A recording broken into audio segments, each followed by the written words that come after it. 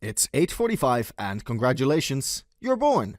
Your life has started by delivering a painful blow that you are unaware of. You just don't know it yet. Your name is Eren Yeager, and you were born in a tiny town called Shiganshina, which is basically a peaceful little village trapped inside 3 massive walls. The country operates without walls, yet its residents treat it like a prison, even though everyone claims the walls protect them. You, however, aren't buying it. Your childhood days aren't like fairy tales. You basically pass your days complaining about freedom, which makes everyone in your surroundings extremely worried. Your close friend Armin explains to you about a boundless ocean that exists beyond the walls. Your reaction? Immediate obsession. You must see it. You must be free. Too bad life hates your guts. Normal days suddenly become the perfect opportunity for hell to make its surprise appearance. Boom! 1 second, everything's fine. The following instant brings out a gigantic monster without skin, which delivers a powerful blow to the wall while it stands upright. You spot countless titans entering your sight as they flood through the airspace in their nude state. People scream. Buildings crumble. The titan invasion offers a never-ending feast that turns every human into helpless prey. You race home breathless to discover your mother buried beneath the wreckage of your collapsed house. Don't worry, she's still alive, though it might take time. Your attempt at helping fails due to your small size and youth. And then comes the Titan. A big, grinning nightmare with the worst dental hygiene imaginable looms over your mother. You ask the soldier Hannes to rescue your mother, and he almost accepts your plea. The moment he sees the giant Titan, he decides to run away from that place. So, you watch, helpless, as your mother is picked up, snapped in half like a breadstick, and eaten alive. That day, 2 things are burnt into your mind. Number 1, you will kill every last Titan. Number 2, this world sucks. Fast forward a few years. You've successfully convinced the military to let you in, which is hilarious considering you're an emotional disaster with exactly 0 chill. You face the hardship and never-ending difficulties of brutal military life. But guess what? What doesn't kill you makes you stronger. You train, you get stronger, and you're finally ready to face the Titans. And then on your first real mission, you die. Not just die, get eaten, swallowed whole, reduced to nothing more than a screaming, flailing meal for a Titan that barely even notices you. That's it. Game over. Thanks for playing. Except not.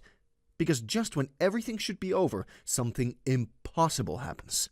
1 second, you're melting away, your body breaking down in a pool of searing stomach acids, and the next, you're not. Instead, you're exploding out of that same Titan's gut, reborn as a 15-meter-tall monstrosity with fists the size of boulders and abs that could crush steel. Your brain is a fog of rage and raw instinct, and the only thing it tells you to do is fight. So, you do.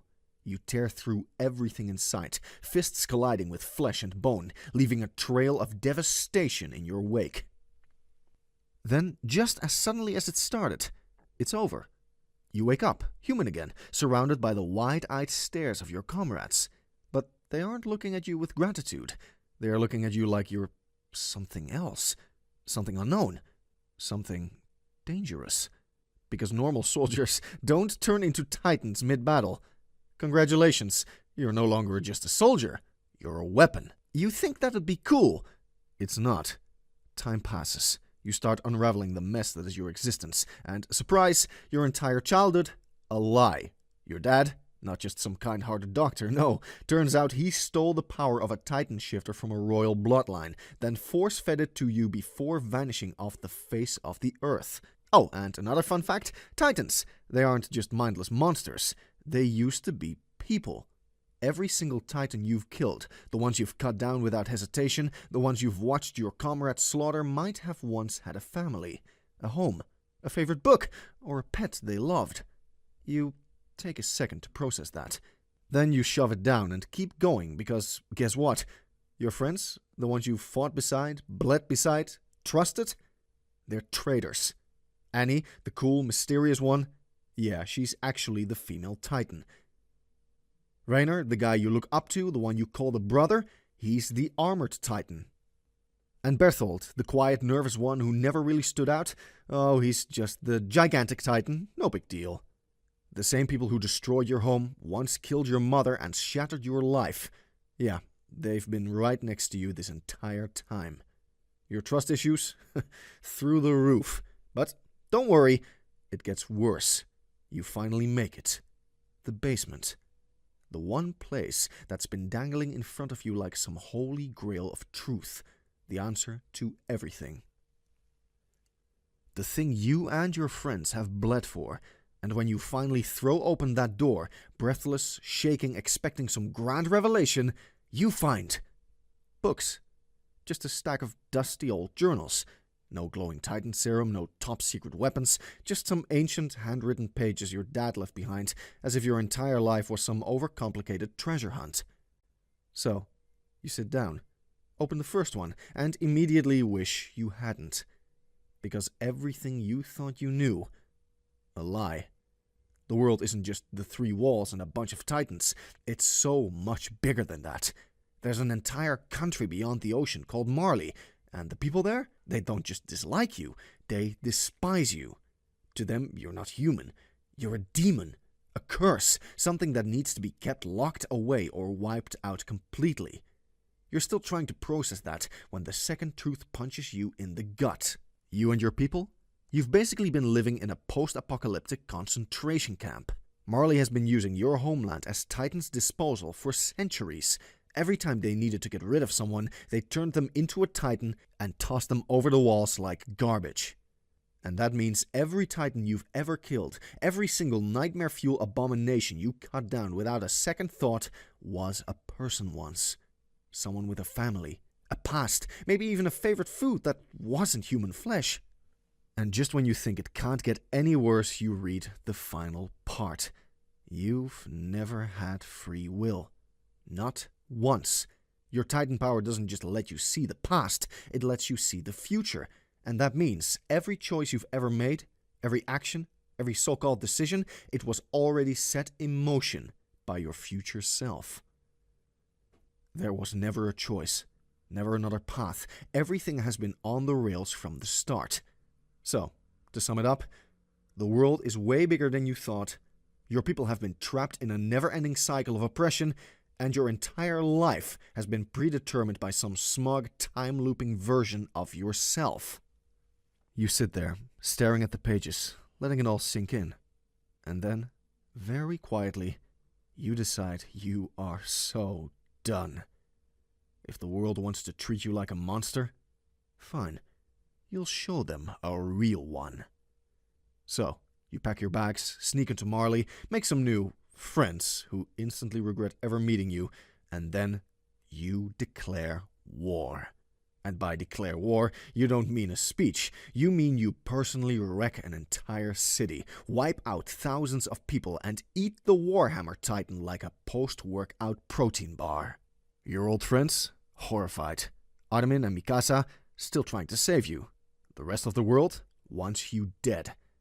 But you're past saving. So you do the one thing that no one, not your enemies, not your friends, not even your past self thought you'd actually do. You activate the rumbling. Millions of gigantic titans break free from the walls, rising up in perfect, terrifying synchronization. An unstoppable, city-crushing, naked stampede of doom. The ground trembles beneath them. The sky darkens with the smoke of entire civilizations collapsing. And just like that, you become the villain of your own story. But of course, your friends refuse to let you get away with genocide. So, they come for you. At first, Armin tries to reason with you. Then Mikasa tries to save you. But you have something else planned inside the brain. You try to kill everyone. And then, Mikasa got to catch you. Not the monstrous apocalyptic final boss version of you. Not the godlike destroyer who crushed cities beneath his feet and sent the world into chaos. No! She finds you. The real you. You're just lying there, broken, vulnerable, and barely breathing. The rage is gone. The war is over. All that's left is a boy who once dreamed of seeing the ocean. She steps closer, her breath shaky, her hands trembling. She looks down at you, and in her eyes you see everything. Love, pain, grief is so deep it may swallow her whole. But most of all, you see resolve. You know what's coming, and for the first time in your life, you don't fight it. You let go. Mikasa raises her sword. One clean strike, and that's it. No hesitation, no second chances, just steel through flesh. A swift and merciful ending to the chaos you unleashed. Your head falls, but it never hits the ground. She catches it, cradling it like something fragile, something precious, like she's trying to hold on to the boy you used to be. Like if she just holds you tight enough, maybe, just maybe, this isn't real. Maybe she'll wake up and find you back in your home, complaining about how unfair the world is, swearing you'll change it. But this is real, and you are gone. She leans in, presses a soft, trembling kiss to your cold forehead. A goodbye, a final act of love for the boy who never made it home. Because apparently life wasn't cruel enough already.